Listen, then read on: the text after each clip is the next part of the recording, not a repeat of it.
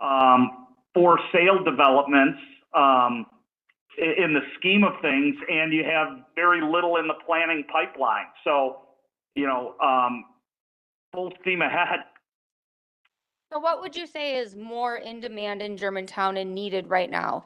Condos or single family houses? You can't, both of them. Both of them. There's no one versus the other. Because actually, if you look at our first product line in the for sale, these are townhomes, row homes. This is what we would call, you guys, you refer to things as condominiums. That's a form of ownership, okay? And that typically accompanies attached ranch duplexes or ranch fourplexes. If you talk about the generic product form, you can do townhomes with fee simple ownership where they're not a condominium and they represent a single family detached substitute.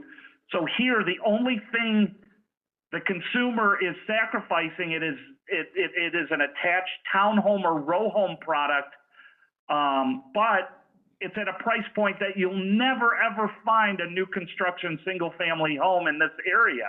And so that would be absorbed incredibly fast.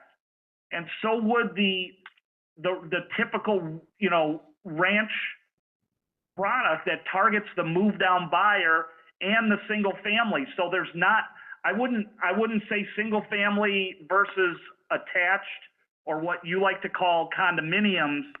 It's an equal need for both of them. Mr. Heffley. Because it establishes an overall hierarchy and continuum of plan sizes, product types, and price points, which is where the void exists in the market. Mr. Heffley. Thanks, Eric. I understand the void, and when I see things, from this market area, I know things have to be blended in there because whether we like it or not, Germantown is basically the most expensive place to build or live in Washington County because of our proximity to Milwaukee and, transportation and all those things. So these other communities that they're doing more affordable housing, Jackson, Hartford, Slinger, Kewaskum, you can buy a lot of land really cheap up there compared to right here. So we have that to overcome. I noticed the Ranch Villa was an option for people 55 to 74. We're already the oldest village in Washington County age-wise, in the oldest county in the state age-wise. So if anything, we're trying to maybe try to get younger people in, not people 55 to 74. We'll take them, but we have seen a plethora of assisted living in those facilities putting stress on our infrastructure. So when I look at this from that standpoint, I would have liked to see, and I know you weren't given those guidelines, but I would like to see specifically for Germantown, how do we make this work? I can't look at what Jackson and Hartford are doing because their land costs are significantly less, their impact fees are probably less. I can go up there and buy 10 acres easily that I could never afford down here because that's our model. So the question is, do we want to move there as a community, which is our maybe taking away point? Do we want to push the market down to make it affordable? How do we do that without affecting many different areas of the village? Because we haven't even talked as a unified unit about the effects on our community. Are we trying to get these people in for jobs? Are we trying to get them in to fill up our schools, which are full? These are things that we need to discuss, but we appreciate the information. I just would like to see maybe a couple slides that were Germantown specific, because I know everybody says it, we are unique in this Washington County because of our location to Milwaukee. And if you live up in West Bend versus here, it's 30 more minutes to go downtown than it is Milwaukee than it is from here. So we are very uniquely positioned, and that is why I feel one of the reasons our costs are so high. Yeah, well, the recommendations, so just so you know, are Germantown specific. If these recommendations price-wise were given in a similar fashion, let's say up in northern part of Washington County, they'd be about $50,000 lower. So just keep that in mind, that these are Germantown specific, and they are the way to fill the void in this market with a Germantown location. As it relates to the Ranch Villa product, there's demand for it, whether you choose because of your concerns with with your aging population, that's your call, but there is demand for it. So at these price points, there's demand for new construction product. You know, we're not telling you what to do. We're giving you the options of what, you know, what voids exist in the market and how to fill it. And again, I think you get, if you're going to compare your land costs and other things to other parts of Washington County, and look at it that way, I don't think you'll get there to where you need to be with just the proper density and value engineering of the plans, et cetera.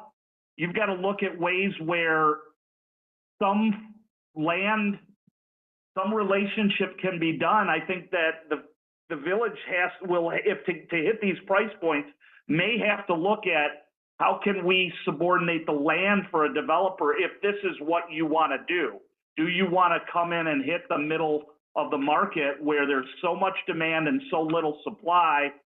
And that's easy for me to say. It's not so easy to be done. I understand that, but it's like you gotta, you know, is there a parcel where, you know, there can be a significant land saving to some developer so that they can, that helps them, you know, a quarter of the way. And then there's, you know, a quarter to be done in density and land planning, a quarter to be done in how you value engineer the product to take out $30 a square foot in direct construction costs, but still offer a home that really blends well and looks good in the village of Germantown based upon its own normal standards. You know, if you don't do the combination of all three, you won't get here. We could have said, you know, you need more supply no matter what it is, but if you just start building what's always been built, those subdivisions will give you 8 to 12 sales a year.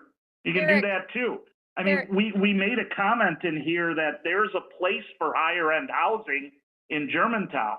Okay. Eric, thank you very, very much for all of this information. This is it is filled with a lot of valuable information for our benefit. We were supposed to have a village board meeting at 7 o'clock that we are now almost 15 minutes past. So I think we're gonna have to cut this meeting off. Okay. Mr. Hudson, did you have a question? That was my point. Okay. Anything else? Any other questions? Well, we do have the guideline that you've given us in front of us that we can start to look at. I think, you know, like you said, it should be read multiple times in order to get everything out of it, because a lot of the questions that were being asked, that information is in different areas of this report. So it's a good guide, it's a good recommendation, and it also has a good baseline of information in regards to what types of development Germantown can withstand, and it also gives us a median back and forth of what's happened and the outcome and count of each of the different developments that have been sold within the last 3 to 5 years. So for all that information and all that work, I do appreciate this report, and yeah, I'm sure we'll be going back to it multiple times as we look at other development coming up or possible developments as they occur or have opportunity to occur in different areas of the village. So thank you, sir, for this report. Thank you for your time tonight. We apologize for the technical difficulties we had earlier, and we couldn't start directly on time. But we do appreciate all your information and all your information that you presented to us tonight. So thank you for that. Sure. My pleasure. And any questions down the road that need to be answered, or just let me know. I'm here to help. All right. We appreciate that too, because we're probably going to take you up on that. All right. Without anything else at this time, this meeting can be adjourned.